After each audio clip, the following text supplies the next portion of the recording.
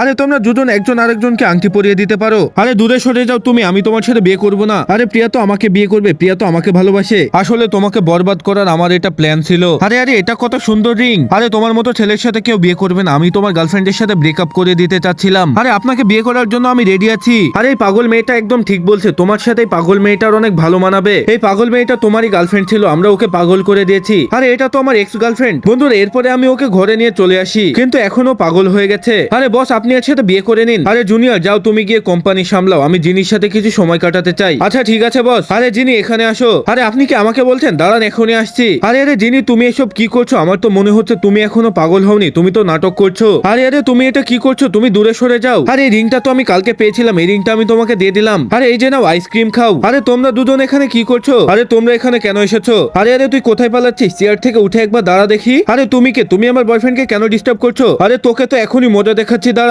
আরে আরে তোমরা এটা কি করছো?